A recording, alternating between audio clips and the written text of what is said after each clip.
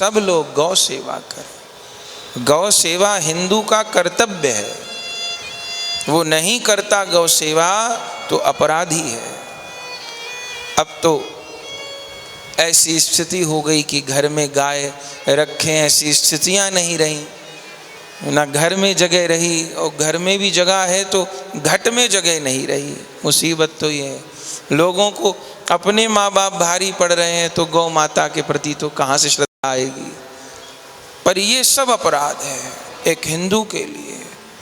गौ माता के प्रति कर्तव्य है, जैसे और सब कर्तव्य हैं, सबको गौ सेवा करनी चाहिए। और इसके लिए हम एक निवेदन तो करते हैं सबसे कि नहीं हम घर में गाय रख सकते, पर एक बहुत छोटी सी अपील करते हैं, उसको प्राय सब लोग मानते भी हैं अब, कि कम से कम प्रतिदिन 1 रुपया गौ माता के लिए निकालिए। प्रति व्यक्ति 1 रुपया अपने घर में ही जमा करते रहिए। 1 रुपया से छोटी बात तो इस जमाने में क्या होगी।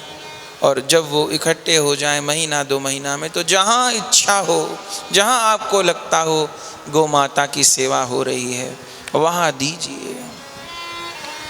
अगर हिंदू लोग गाय की सेवा नहीं करेंगे तो कौन करेगा। और जितना भी गौ माता को कष्ट है वो इसीलिए है कि हिंदू के द्वारा गाय की उपेक्षा हो गई है। अभी तो संतों के द्वारा कितनी जागृति आई है, पर फिर भी कसाई खाने में जो गैया जा रही है उसका कारण यही है कि हिंदू ने उपेक्षित कर दिया है। और फिर आज का जो समाज है, जिन लोगों को हमने आदर्श या जो चलचित्र पिक्चर सीरियल टीवी जो कुछ है, उन सब ने आज से नहीं 50 साल से ये प्रयास रहा कि जो भी हिंदुओं की मान्यता हैं उनको थोथा सिद्ध किया जाए। तो हमारे दिमाग में डाल दिया गया कि गाय तो एक पशु है, ये बातें डाल दी गई। पर नहीं, गीता, गाय, गंगा, गौरी ये हिंदू की माँ है। हिंदू को जीते भी गंगा चाहिए, मरते भी गंगा चाहिए, जीते भी गाय चाहिए, मरते भी गाय चाहिए। गौ ग्रास के बिना पिंडदान पूरा नहीं होता। कोई शुभ कर्म आप करिए, गौ सेवा के बिना पूरा नहीं होता।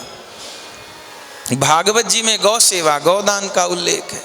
कोई भी अनुष्ठान, श्राद्ध करने चलिए, पितृपक्ष का समय है, ब्राह्मण को तो भोजन कराते ही हैं, कराने ही चाहिए। लेकिन ग्रंथों में वर्णन है जितना ब्राह्मण को भोजन कराने का फल है उतना गैया को है। गैया को भोजन कराए पितृ तृप्त होते हैं। प्रतिदिन गैया की सेवा। पहले तो गलियों में गैया मिलती थी तो सब लोग रोटी खिलाते थे। अब तो ऐसी सोसाइटी बन गई है कि वहाँ तो बाहर के मनुष्य का आने से पूछताछ होती, तो गैया को तो कौन आने देगा। तो जैसे भी जो भी सेवा हो, जो परिस्थिति हो, पर गाय की सेवा सब लोग करें। और दूसरा, गाय का दूध पीने का स्वभाव बनाएं। सेवा नहीं भी हुई पर सब लोग अगर गाय का दूध पीने लग जाएंगे, थैली का दूध छोड़ देंगे, भैंस का दूध छोड़ देंगे, तो भी गाय की रक्षा होगी। अभी तो उल्टा है।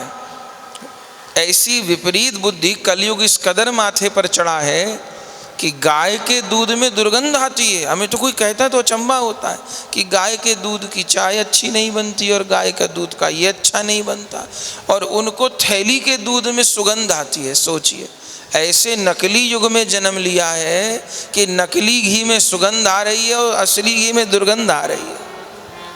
जैसे गधे को मिश्री कड़वी लगती है। गाय का दूध सब लोग पिए, उससे भी गैया की सेवा होगी। जो गैया से उत्पाद हैं उनका उपयोग करें तो उससे भी गौ सेवा होगी। और प्रतिदिन गौमूत्र का सेवन करिए, अद्भुत औषधि है।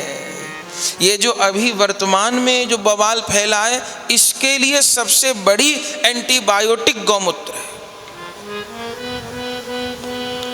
प्रतिदिन वैसे भी खाली पेट गौमूत्र लेने का अभ्यास बनाएं।